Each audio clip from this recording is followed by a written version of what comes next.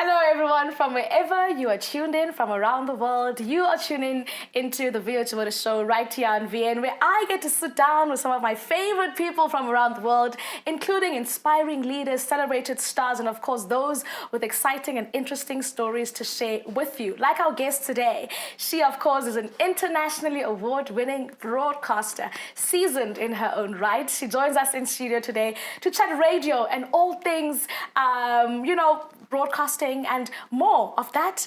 Let me take you through on what to expect on this episode. Check this out.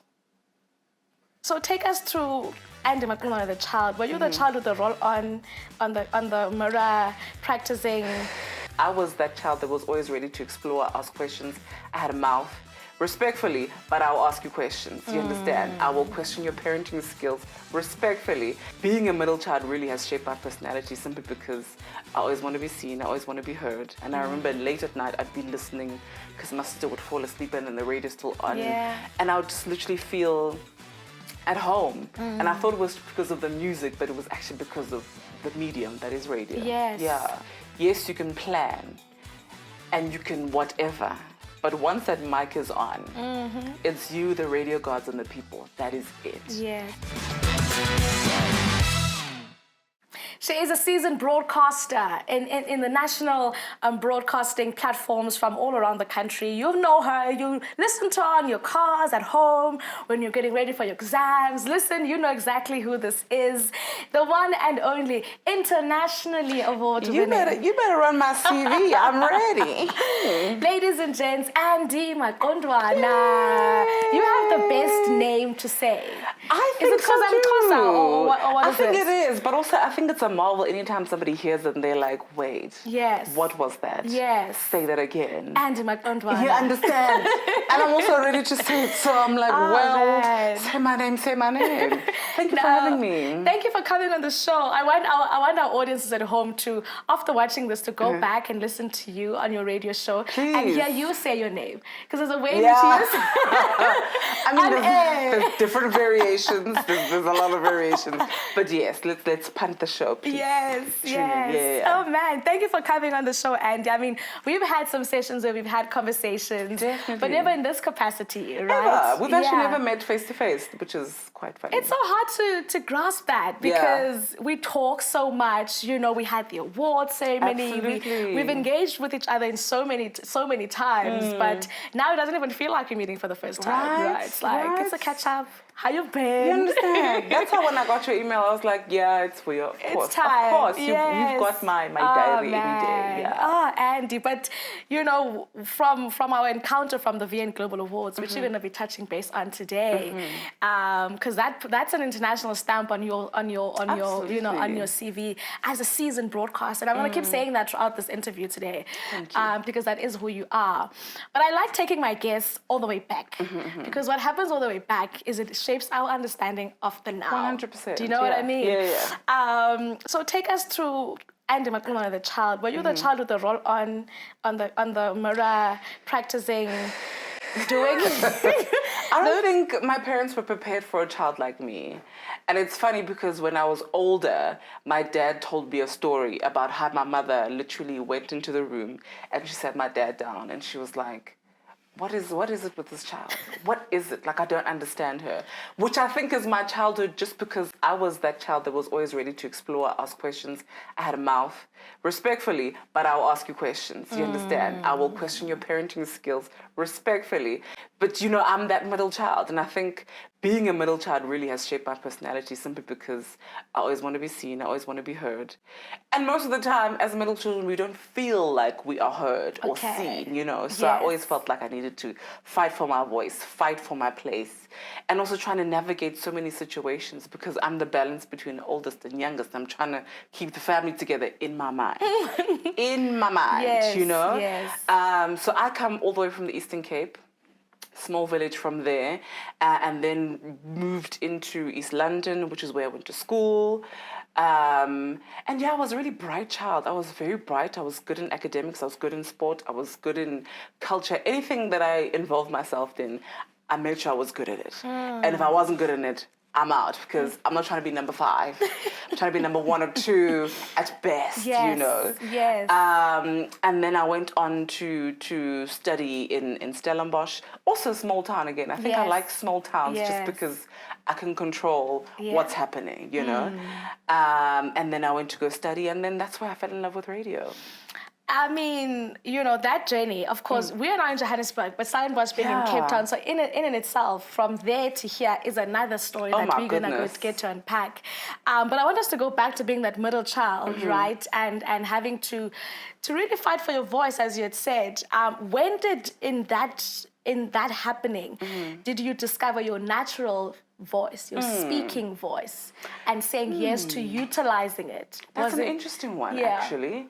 Funny enough, I never took note of my speaking voice, but I was an avid singer, so I used to be in the bathroom, literally took an hour bath because I'm singing. Okay. Yeah, sure, I will clean myself, but I will be singing, and I'm imagining world stages. And I used to do a lot of public speaking at school, so I didn't take note of the actual instrument, but I knew that I could do something with it. So it was music, and then it was, you know, public speaking, debating, all of that. So I did all of that, but never noticing that, okay, I can use this instrument to tell my story, other people's stories as well. So that actually came very much as somewhat of a mistake. I always say radio found me. Yeah. And then it just took me, and I'm still on the ride. Yeah.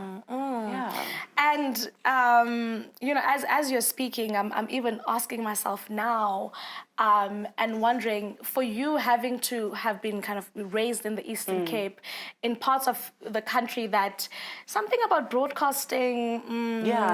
Did you listen to a lot of radio growing up? I did, actually. It's quite funny because my parents, we were bi-coastal. So my mother lived in another part of town in the rural areas where I'm originally from. Yes. And then my dad, once we moved to East London, we were based in East London with just my dad. So we were primarily raised by my father. Yes. Right? But because we're bi-coastal, he had to go back and forth because they were running a whole entire business in the rural areas. So when we were alone, my dad bought us a nice little wireless a radio. And of course, being that I'm a middle child, I didn't have control over it. My elder sibling had the control, so she would, you know, have control as to which stations I listened to, all of that. And literally, that was our source of feeling connected to something, because I'm living on a farm, and the only source of entertainment would be a radio and TV sometimes, because that was heavily monitored. So radio became a very big source of just feeling like I'm not alone, feeling like there's different perspectives out there, that I'm not a different child, which I was. I will admit, I'm a different child. I'm praying and hoping Carmen doesn't come for me and have a child just like me.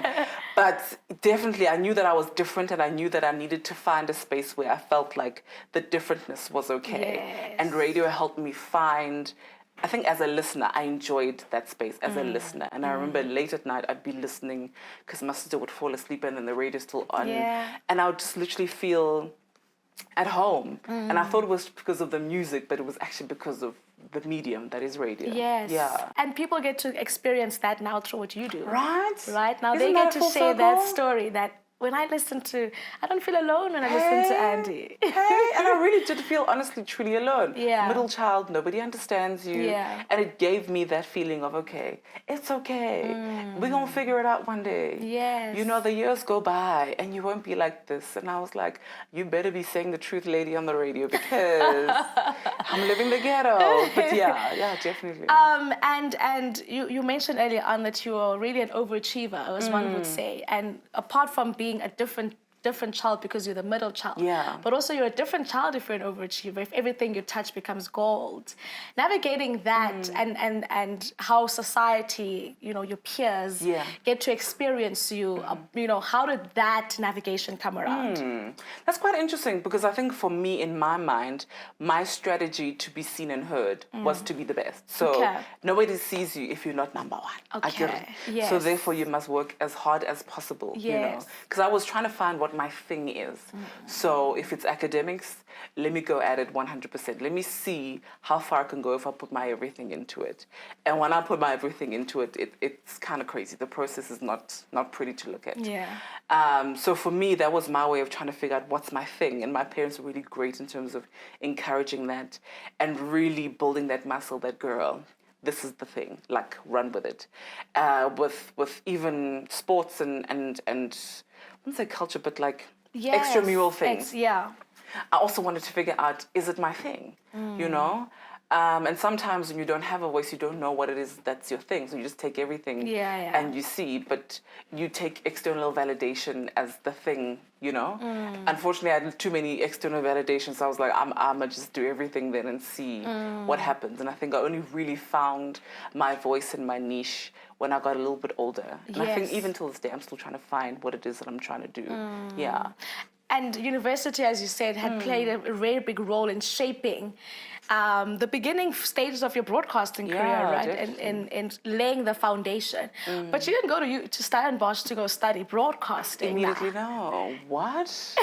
I wanted to study music. That was initially what I wanted to do. I was in it.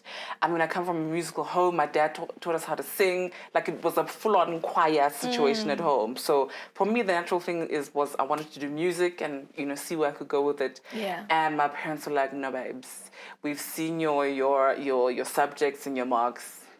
We're not doing that. We're not saying we're not telling you what to do, but we're telling you not to do what you're not to do. You know what I mean? So I went in the route of sciences because my sister was doing it originally, and she was there as well. So it was a bit of a safety net, you know, having an older sibling there. So I studied sciences. I did human life sciences with psychology. And I was also interested in psychology, but I didn't want to do it like full time because I was like, this is a bit much for me. I'm 18 years old. I don't know if I'm, you know, I don't have the capacity to hear people's problems just yet, you know.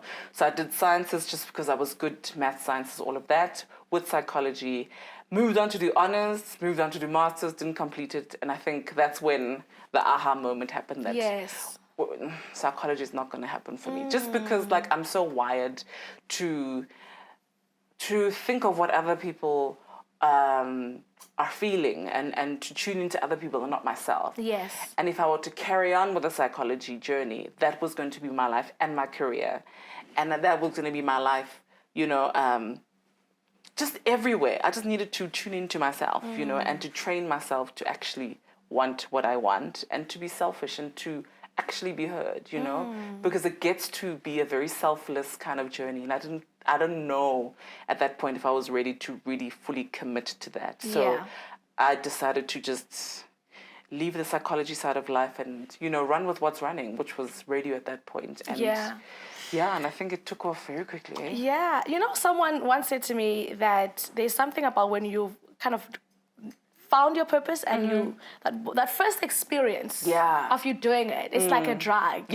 You just want to feel that exact high that you felt immediately after either when pressing that going on a button or pressing, you know, going off a button, that adrenaline. That's true. And you never want to let that feeling go. For you, where was that moment? And do you still remember how it felt even? I think, you know what, the thing about radio is that it's a process, you know. For me, I'm in love with things that are a process. So it's A to B to C to D, and you still can't guarantee the outcome.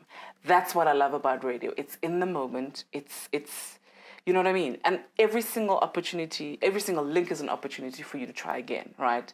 So as much as, I may have said the wrong name as my name because I was nervous in this first link, I have another link. You know, I've got 10 minutes to get myself up again and do it again. And I think with radio was that, yes, you can plan and you can whatever, but once that mic is on, it's you, the radio gods, and the people. That is it. Yes. And there's some level of just submission. It's like flying off a plane and doing bungee jumping, which I don't see myself doing. But I feel like every time I'm on air, it's that. You're prepared, but anything can happen. Yes. And for me, that's the drug, anything can happen. Sometimes a thought pops into your mind and you're like, this is hilarious, let me say it. And then it really is hilarious. Sometimes it's not, you're like, well, what did I can switch off the mic. You know, there's a song coming. So I think for me, that's the moment that as much as I'm in control, I'm really not. And I think that's the drug with radio for me. Yes, Yeah. and when you think about the person that you're talking to, right? And I've always heard that you're always directing to audiences, but there's this one particular person Yes. that you might be speaking to, and it could be different people every single link or every single, take or whatever. But for you, when you're on air, who are you talking to specifically, directly? Or connecting with? That's a difficult one, but also one we tackle and we grapple every single day in radio. Yeah. For me, I think I speak to somebody who wants to be seen, wants to be heard, and who wants a space where they can be. Imperfect, perfect, but we all share that space. Yes. But that space is also intimately mine, which is why the key to radio is always speak to one person. Yeah, there's millions of listeners, but make me feel like I'm the VIP, that I'm in your home and I'm in your car with you. Yeah. So it's always that, but either way, whoever you are, you're seen, you're heard, and whether you're perfect or not, you have the space to be in this particular, you know what I mean? And we all come with our stories, Yes, Yeah. yes. Oh, man. Ladies and gents, you've heard from Andy Maqondwana. We're going to go to a quick commercial break, right? And when we come back, I want us to chat all things VN Global Awards. Oh, my gosh, yes. I want us to chat more about radio and, of course, what's next for Andy Maqondwana. We're going to do all of that and so much more after this ad break.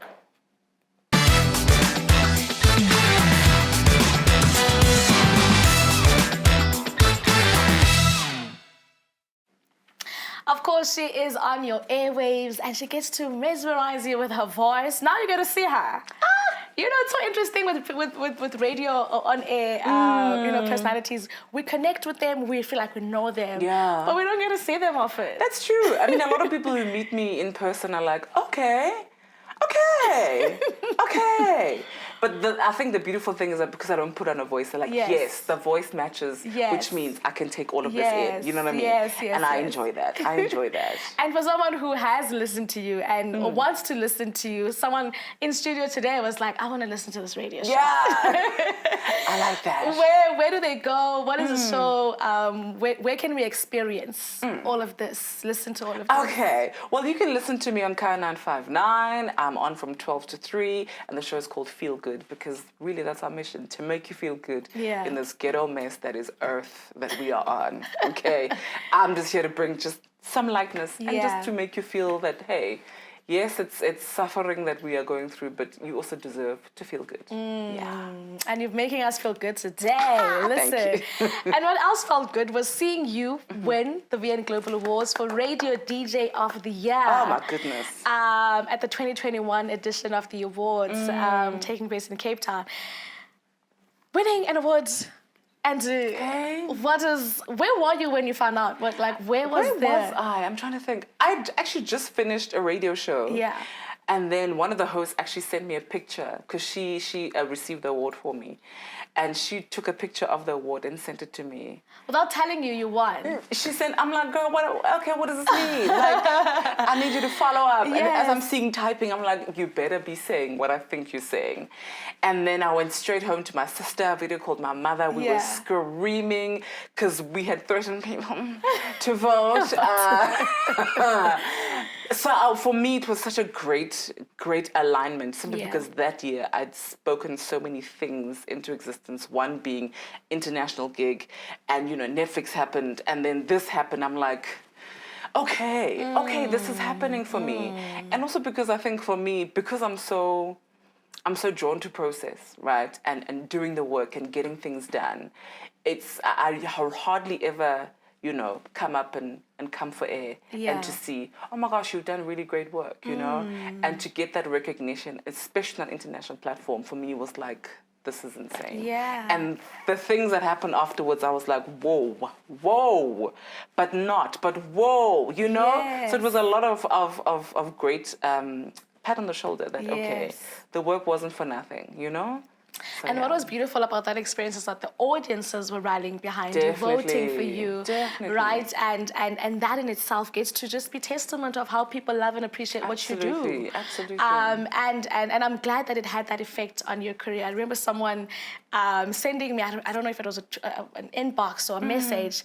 Vuyo, I just saw the lady who won Radio DJ of the Year on Netflix. Oh, yes! It was so amazing. Like, for me, I'm like, these things I could not have orchestrated any of this. Yes. And how all of it came together, I was like, let me just submit. I think I should learn the submission thing a lot more because, And the beauty about that and the alignment is that it is a global award, and now you're getting to be on a global platform. Absolutely. And also working with people from different parts of the continent. My gosh. Right? It's just a full circle moment. Absolutely. And I was so happy and proud watching that Really? and seeing you on the show. What was working with Netflix like, being on a platform like that, and being with, other people in the industry who, are at a caliber where they're striking for those international, international caliber. It was such an affirming process to be with Netflix because in terms of their production, how they treat talent, how everybody across the board is treated, we were treated like we were seen, we were heard, we were very much drenched in the process, in the work in and of itself, and our voices were so important, and they affirmed us in each and every single step that, listen, this thing, we want your voices, we want your opinions, how can we make this work? And I'm like, why do you want my opinion? I will say what you want me to say, because I was just happy to be on and partnered with a platform such as Netflix, right? And they were like, no, we want you specifically because of the voice and because of who it is that you are and your personality, and to sit in that knowing that I was chosen for this particular moment was incredible. And then sharing stages with people who have careers that are monstrous, but also we have the same need, which is to feel seen, that we are laborers when it comes to this art form, and it's hard, but there are rewards to it, and there are hard parts of it, but we do it because of the love of the art in and of itself. And it was great to break bread in that sense and to feel inspired that things can be done. Sometimes it's one person saying yes and another person saying yes and another person saying yes, one after the other. It's not 10 people saying yes all at the same time. Yes. You go from one yes to another yes to another yes. You know what I mean? Yeah. So we've told them at home how to listen to you on radio. Now tell them how to find you on Netflix. So you need to go to Netflix Africa's YouTube page and search the Never Late African Time. That's us. And you can see the most incredible 5 episodes, really going through the continent's talent, people who've been on the Netflix channel and have really brought us incredible shows, the stories behind them, the stories behind the shows in and of itself. Beautiful, just stunning. Just stunning. Stunning. Is it too early for me to ask you to choose or to really say what you enjoy best between radio and TV? I'm trying to do it all. I'm trying to be multi-platform, I think it's too early. I still want to do a lot of camera work. I still want to see other types of productions, other types of shows, and just figure out, how I can maximize my talent. I think this is the chapter of just maximizing, seeing what I can do and do it well. I think as the full circle moment is that I've done a lot of things and I've done them well, like I did in school. Now let's apply that to career and apply purpose and meaning to it. What's that one song, Andy, that you get to play on air that when you are feeling good, when you are whenever emotion that you always run to, like just one particular one where you're like, where even your viewers, they know, they're like, okay, she's playing us that one now, we know what's going on. That is such a hard question to ask a radio presenter. Oh my gosh. I mean, for me in my personal playlist, when I'm in my feels and I need to remember who I am and I need to remember the journey and I need to remember that, sometimes it's the small wins. We're not, even if, people are treading on you, people are blocking you, but sometimes there are people in your corner. Nicki Minaj, Moment for Life. That's for me in my personal playlist. I'm trying to think one, my goodness. This is terrible. Don't ask me this. I'll say Nicki Minaj, Moment for Life. Okay. This is a hard question. Sure. I had to put you on the spot for that one. Because that was tough. You guys get to play us some, you guys take us through so many emotions, right? With the music you get to play. So I just wanted to put you on the spot in that. But you know what it is? I think with radio, people think a lot about, think that us as radio presenters, we choose the music. Yeah. But when we are sitting there choosing music, we're thinking, what does Vuyo want? What kind of mood is it today? What kind of situation do you think they're in? So every single song is 100% curated for you. Okay. So when it's me and my personal playlist, I'm Ratchet FM. That's me in my life because I'm trying to, Yeah. decompress. Yes. Versus when it's on radio, it's more intentional to you, right? So that's why it's so hard for me because I'm like, do I play anything for myself? I have some self-indulgent moments, but I know usually it's linked with what Vuyo wants, the listener wants, you know? Yeah. Those moments where you kind of play the music and you put the headphones off and you start dancing. Exactly, exactly Oh, that. man, that's absolutely amazing. And, your story, your journey has been such a beautiful one to get to watch and experience, be part of to some extent, and get to see just your shining star just shine so bright. Definitely. What's next for Andy before you say goodbye? Sure. What are you still hoping to get through, to experience in the industry in your personal capacity? Ooh, what's next for me? I mean, I definitely want to do a lot more TV, film, camera work. I definitely want to get into that, and at least more focusedly so. Personally, I just want to be better, man. My goal, as I've always told you, I just want to be a better sister, a better cousin, a better daughter, and just a better person for myself. Yes. I want to be kinder to myself because one thing about us, I wouldn't say Leos and middle children, we are very highly critical of ourselves, which is why we're as critical of everybody else. Yeah. So for me, I need to learn to be a little bit more kinder to myself and also to pat myself on the back because I do a lot of things and on to the next because you can't get too happy about small things, you know? But I'm learning to just pat myself that was great because nobody's going to do it for you. I've learned very, very hard that nobody's going to clap for you if you don't start, If you you know? don't start. No, we're clapping for you for sure on the show.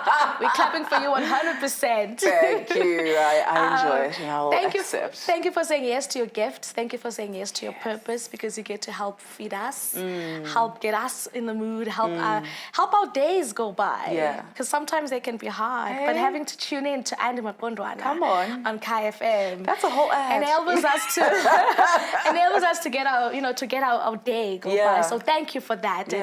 And so thank you for being on the show. Thank you for having me. Oh man. Ladies and gents, you get to hear her on your airwaves and you get to watch her sometimes on your screen. And you get to experience her right here on the show. Full circle. Thank you, Andy, for joining us on the show. And thank you at home for tuning in on this episode of the Vuyo Show right here on VN. I am so just intrigued by this conversation and I'm going to go to KFM and go listen to Andy's show after this, which I'm suggesting you as well to do right there at home. But for myself and Andy, it is goodbye and God bless. See you next time. Thank you. Yay.